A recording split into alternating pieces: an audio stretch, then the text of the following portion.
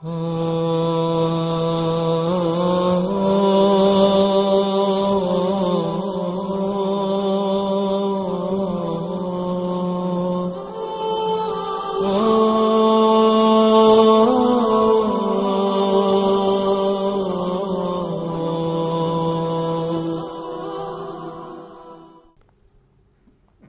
الله الرحمن الرحيم. الحمد لله والصلاة والسلام على سيدنا رسول الله. السلام عليكم أيها المشاهدون أينما كنتم ورحمة الله وبركاته. دائما معكم في لافتات أحوازية نتناول ثقافة الحسينية، ثقافة التدمير، ثقافة التجهيل، ثقافة الخرافة، أي اسم تختارونه ينطبق عليه، لأنها ثقافة ليس لها جذور كالخرافة التي يصنعونها ثم يقدسونها ثم تصبح عبادة،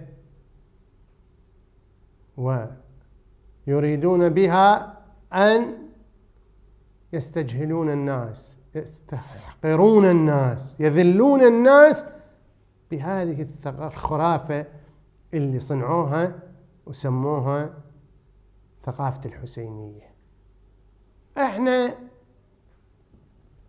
شاهدنا قبل أسابيع، في الواقع أكثر، قبل كم شهر مرت، شاهدنا إحراق حسينيات في الكورة في مدينة معشور. شاهدنا أنه هناك عدد من الحسينيات تعرضت للحرق، وكانت المخابرات أو الاطلاعات الإيرانية في الحقيقة ضالعة في هذا الأمر. ليش؟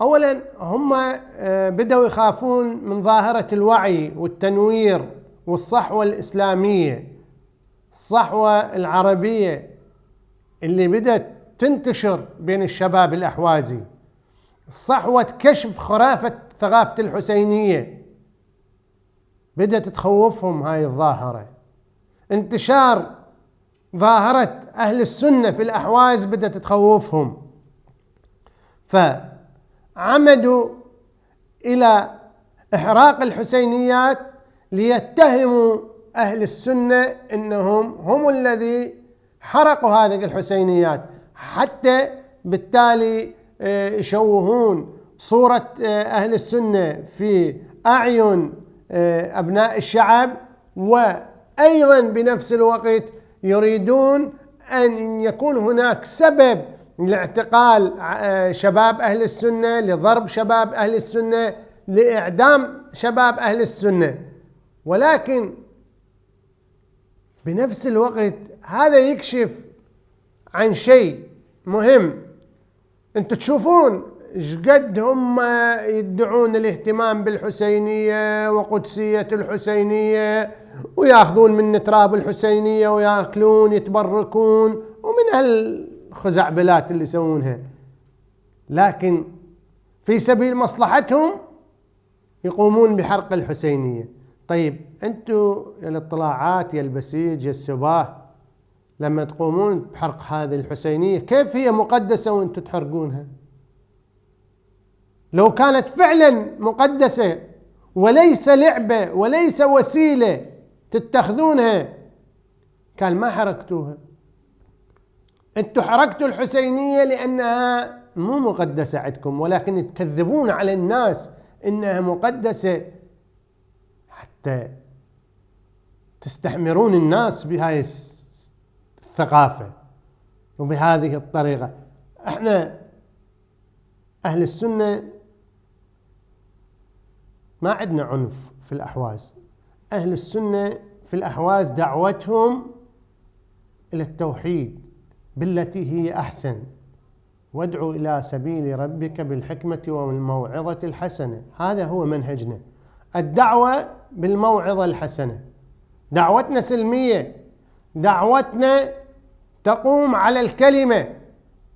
ما نذهب نحرق حسينيات ولا نعتدي على أحد، لكن أنتوا يا الاطلاعات، أنتوا يا البسيج، أنتوا يا دائرة الثقافة، أنتوا يا أتباع الحسينية تحرقون الحسينية وتردون تحاولون أنه تلبسونها بروس أهل السنة حتى تكرهون الشعب الأحوازي بأهل السنة، وبنفس الوقت تريدون أن تنتقموا من أهل السنة ويكون مبرر لاعتقالاتهم ولإعداماتهم. لكن العقلاء من أبناء شعبنا واللي واعين يعرفون إنكم أنتم ما تحترمون حتى هذه الحسينية اللي أنتم بنيتوها واللي سميتوها مقدسة. احنا طبعا كسنة لا نقدس غير المسجد، نحترم المسجد، نعم نقدس، لكن لا نقدس لا قبور ولا مزارات ولا حسينيات ولا هالخرافات، لكن ما نعتدي ما نحترمها، لا نؤمن بها هذه الحسينيات لكن لا نعتدي عليها. أنتم اعتديتوا وحركتوا حسينياتكم المقدسة حتى تلبسونها بروس أهل السنة.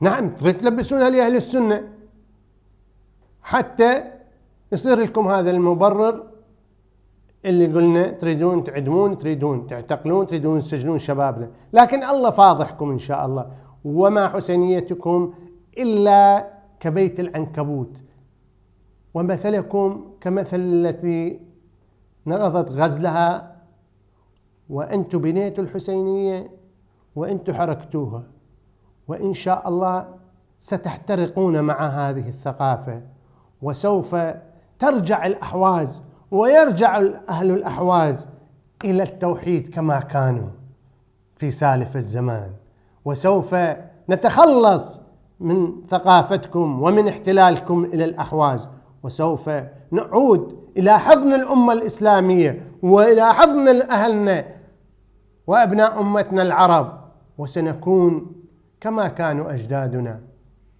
أهل توحيد، أهل دعوة، أهل فتح، وسنعيد فتح فارس من جديد. والسلام عليكم ورحمة الله وبركاته.